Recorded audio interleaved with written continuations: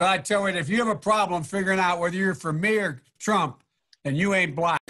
You know, the rapidly rising I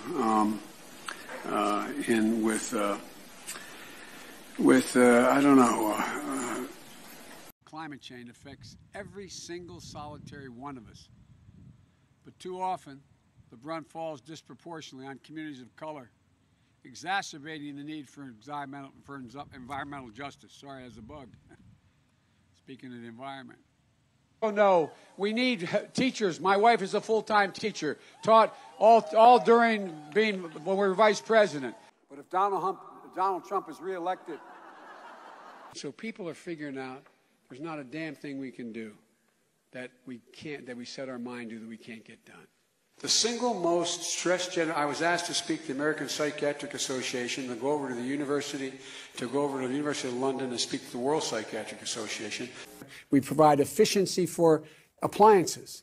That saves billions of gallons of gasoline. I mean, billions of I think it's $2.3 billion worth of, $500 billion in savings and 2-point-something billion metric tons of CO2 going. Pandemic.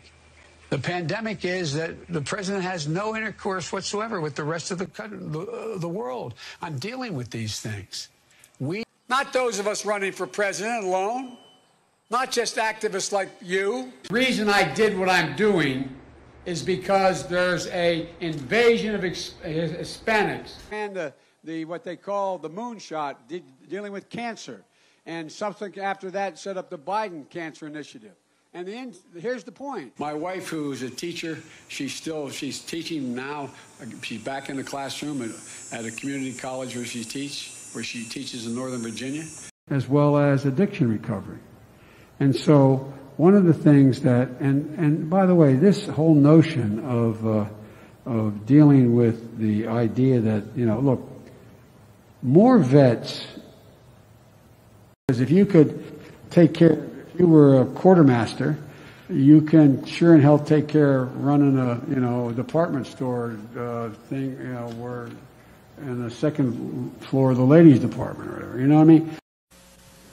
There is not a single solitary reason in the world why, as I said, we shouldn't be in a position that everybody, and that's my wife, Jill. Hey, Jilly, I'm Jill's husband, actually.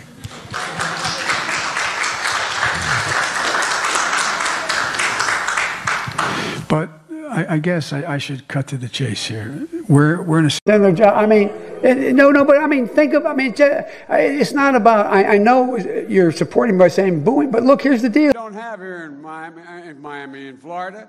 You don't have it here, and that is if you keep an audience. That's why I'll end the gag rule, the global gag rule that prevents money from getting to NGOs. In terms of the Ku Klux Klan and white supremacy. And if we give Donald Trump 4 more years, we'll have a great deal of difficulty, if ever, being able to. I looked at it anyway. That's what I think my plan. I know what my plan does. Such as de-escalation studies have marked. Excuse me.